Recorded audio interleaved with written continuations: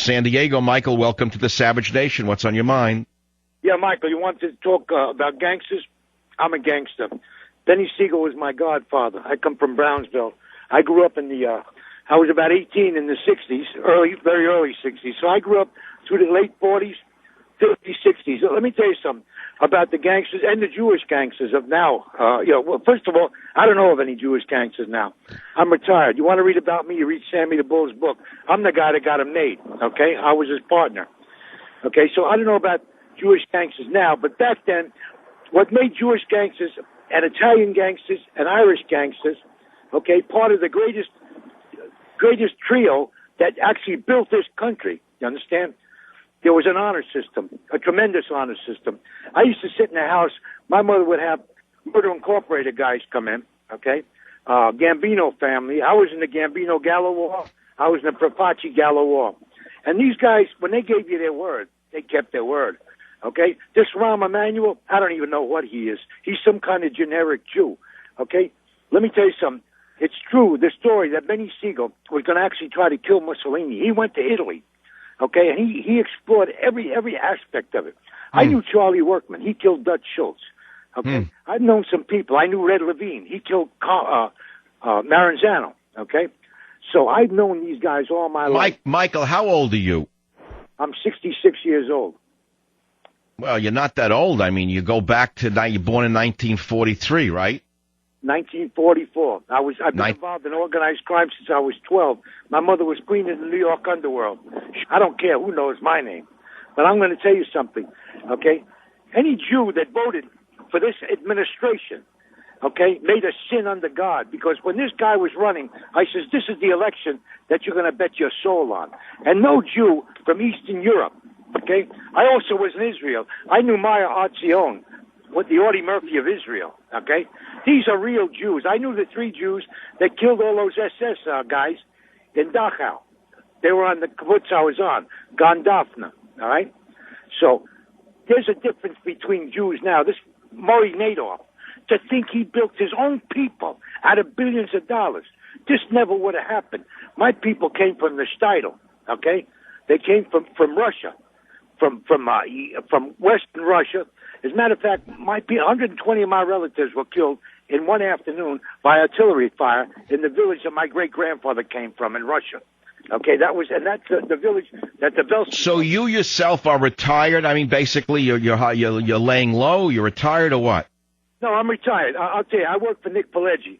I was the technical advisor on Goodfellas, on Casino. Nick produced a movie about me called Fatherhood, starring Patrick Swayze. That movie was about me. I'm writing a book right now. Who's laughing in the background? I hear a laugh. No, that's people I just passed. Okay, I'm in the car. No, I'm real sensitive. You know, I'm like you in a way. I'm sensitive to background sounds. Yeah, exactly. No, because you're good. You're very good, but, someone could be pulling my leg, too, with this call. You understand that. Well, let me tell you something. You read Sammy the Bull's book. I'm on page 96. I got him made. Okay, I made a war against the Colombo family. Michael, let me ask you something. I want to ask you a side question. You read about a guy like Scott Rothstein, a $1.2 billion scam artist like this. What is it that you think? Well, you know what? These are scum. They prey on people.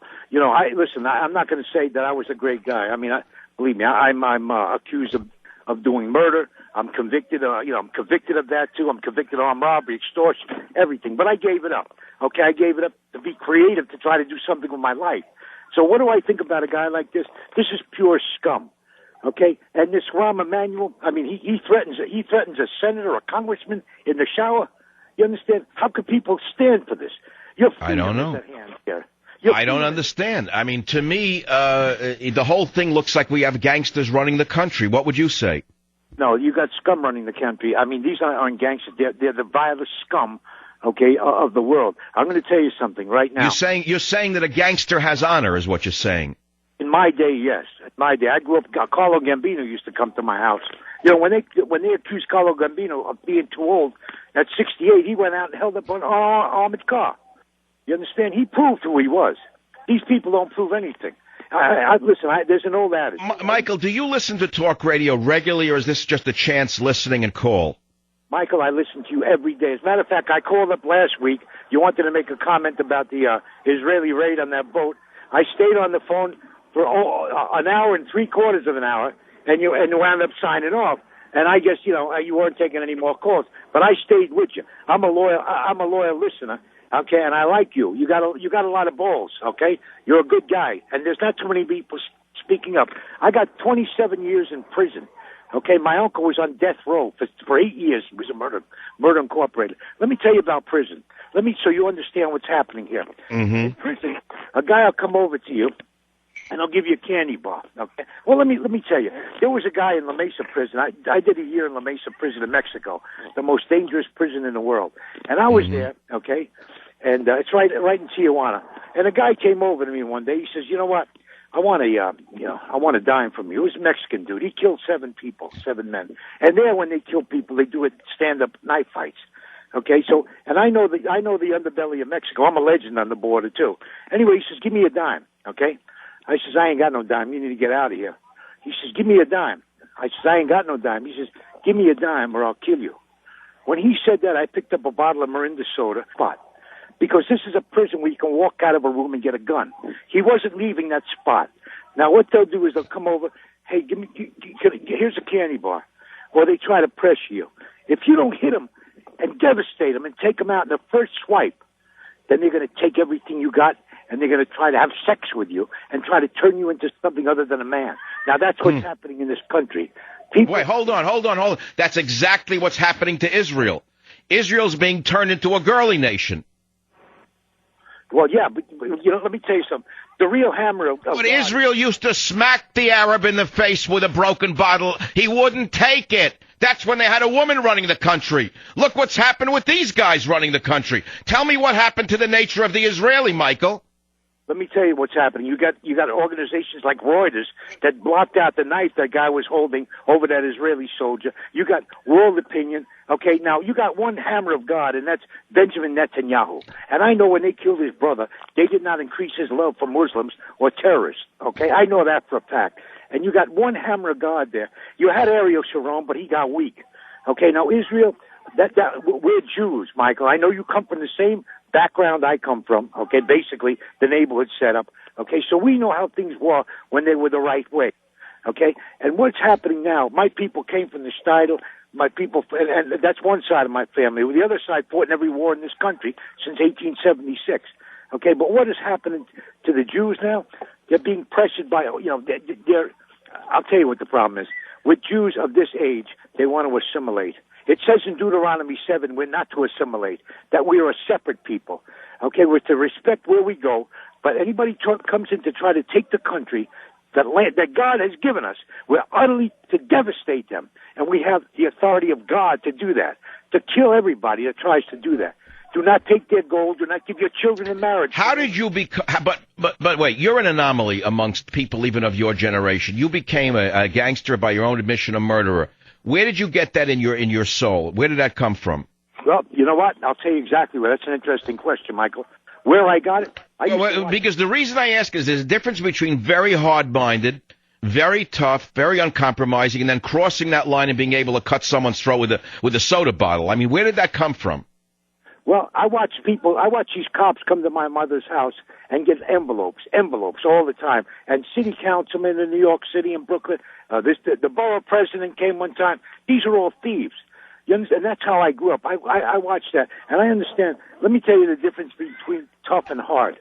You can get tough sleeping in the street for 3 weeks. That'll toughen you up. But hard, brother, I got 27 years in the worst prisons in this country. I'm hard. So there's no question. Oh wait, hold on. But you went in one way. A lot of men don't come out hard. They come out broken. Exactly. Well, you know what? So what I'm getting at is, don't you think that this is born in you rather than something you learn? Because your brother could have wound up a surgeon, for example, instead of a gangster. How many stories my mother used to tell me, because we'd argue over this. Listen to this, Michael. I'd say to her one thing or another. She'd say to me, how do you explain that in the same apartment, in the same Lower East Side that she was in, one brother would be a cop and the other would be a criminal? How did that happen? She'd ask me, the same parents, the same background, because we'd argue over nature versus nurture. You follow what I'm saying? Definitely. Let me answer. So I think that you're in other words, the hardness was in you at birth. You were hard at birth. Let me answer that question. Kings and killers are born; they're not made. Great kings are made. Okay, great because they step off their throne and they look in people's eyes. They don't look at the top of their heads. But killers are made. Now, you want to know the point, the validity of this question, of what I'm saying? I'll tell you what. 6 million Jews went into the gas chamber. 6 million. Apparently, some of them were hoodwinked, but none of them took the opportunity to kill the last Nazi before they walked into that gas chamber. Just grab a pistol and kill him, knowing you're going to die anyway. Right. You understand? I got in a gunfight in Hollywood. It's a pretty famous gunfight. Gunfighter Producer Studio, 1978. Well, I got shot. I got shot 6 times by this guy, a movie producer. We shot it out right in front. People thought we were making a movie. I was looking at the corner of my eye while I'm getting 9mm pumped into me. Okay? And the last bullet that came out of my gun, I ran and I started beating this guy over the head. I was